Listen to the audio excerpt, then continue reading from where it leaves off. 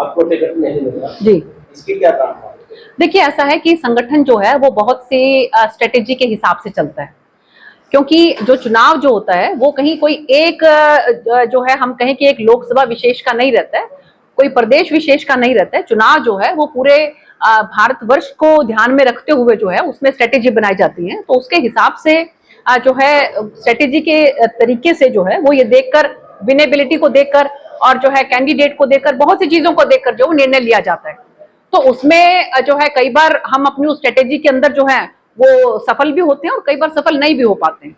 तो ये बैठक भी जो है खासकर इसीलिए बुलाई गई। अगर सुनीता दुग्गल को टिकट मिलती जी, तो ये सीट निकाल सकते हैं।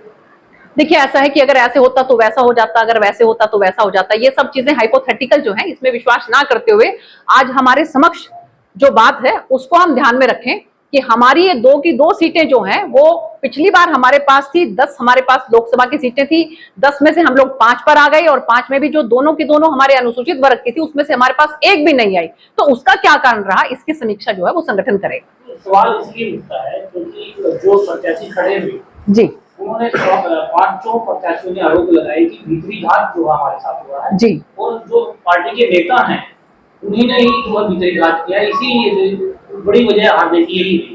देखिए ऐसा है कि समीक्षा का मतलब ही ये होता है कि जो भी कारण रहे, जो हमारे कैंडिडेट्स थे वहां पर उन्होंने अपनी जो बात रखी, जो कि सामाजिक ताने बाने को देखकर जहां पर कमी महसूस हुई या कि लोगों के मन में किस तरह की भावनाएं रही, इन सबको ध्यान में रखकर जो है वो समीक्षा की जाती है। समीक्षा का मतलब ये है, तो हम विश्लेषण कर रहे हैं, हम समीक्षा कर रहे हैं, उसके अंदर मंथन करने के बाद जो भी बाहर निकलेगा तो उसके हिसाब से पार्टी आगे बढ़ेगी। ऐसा तो नहीं पैराशूट कैंडिडेट उतारे और उसका खामियाजा पार्टी ने। देखिए मैंने आपको जैसे पहले कहा कि हम इन बातों पे नहीं जाते कि अगर ऐसा होता तो वैसे हो जाता और अगर ऐसा होता तो वैसे हो जाता।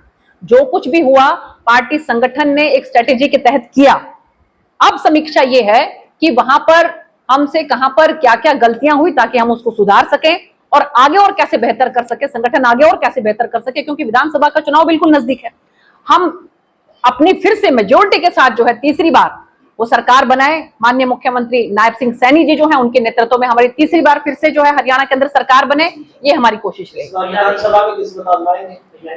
मैंने आपको जैसे बताया कि संगठन जो निर्णय लेता है, हम एक कार्यकर्ता हैं, कार्यकर्ता से ऊपर कुछ नहीं। और ये आप लोगों ने देख लिया होगा कि माननीय प्रधानमंत्री से लेकर और एक हमारा जो पन्ना प्रमुख है वहां तक जो हमारा कार्यकर्ता वो मेहनत के साथ काम करता है और उसके बाद किसको क्या जिम्मेवारी मिलती है ये संगठन तय करता है। राहुल गांधी तो कह रहे थे थोड़ा नजदीकी मामला हुआ, प्रधानमंत्री भी हार जाती है अगर अच्छा देखिए ऐसा है कि उन्होंने उनकी आप देखिए कि पिछले 14, 19 और 24 इन तीनों को अगर टोटल भी कर दें तब भी वो हम लोगों के बराबर नहीं पहुंच पा रहे हैं। आज भी हम सबसे बड़ी पार्टी हैं 240 जो है वो सीटों के साथ।